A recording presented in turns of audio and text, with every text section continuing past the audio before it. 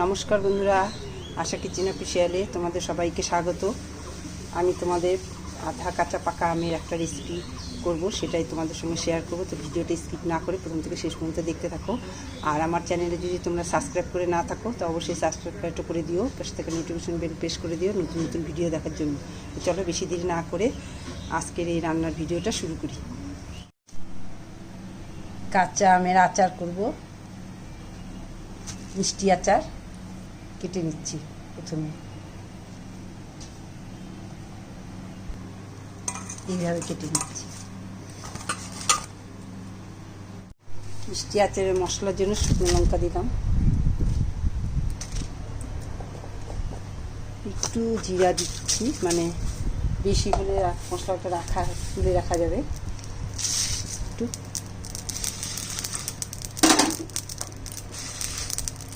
গরম করবো, বেশি ভাজা যাবে না। হয়ে গেছে, নামিয়ে নিচ্ছি।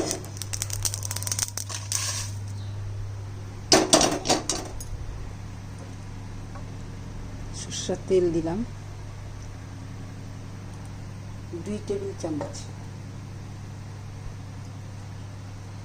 শুকনো লঙ্কার পাঁচফোড়ন দিয়ে দিলাম, আমগুলো দিয়ে দিচ্ছি।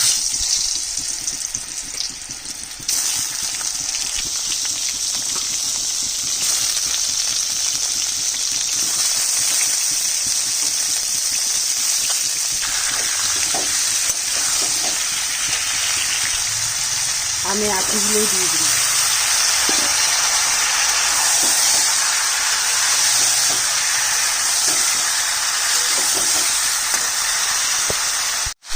নুন দিচ্ছি আর দিয়ে দিচ্ছি হলুদ গুঁড়ো।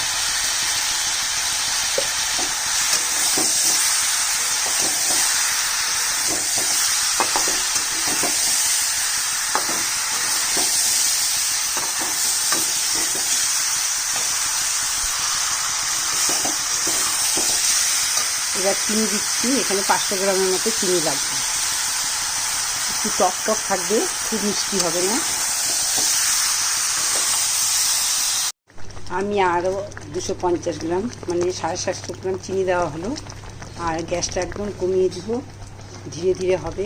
চিনিটা গলে গিয়ে আমের ভেতরে যাবে, তা আরও গ্যাসটা কমিয়ে দিব, অনেকক্ষণ থেকে হবে। এখানে যে মশলাটা আছে আমি মিক্সিতে গুঁড়ো করে নিই। আপনারা চাইলে শিলনোড়াতেও করতে পারেন বা মিক্সিতেও করতে পারেন। আমের আটিগুলো তুলে দিচ্ছি। এবার দিয়ে দিচ্ছি ভিনিগারটা দিয়ে টক ভাবটা আসবে।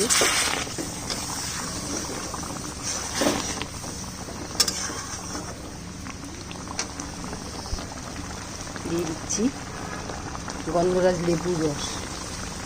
যতদিন থাকবে তখন খাওয়া হবে, তখন খুব সুন্দর সেন্ট বেরোবে লেবুর।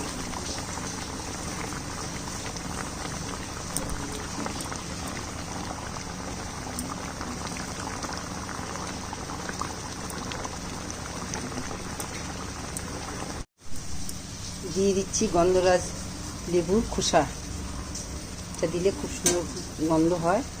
আর দিয়ে দিচ্ছি ভাজা মশলার গুঁড়ো আর একটু গরম মশলার গুঁড়ো। রান্নাটা আমার, এই চাটনিটা আমার রেডি।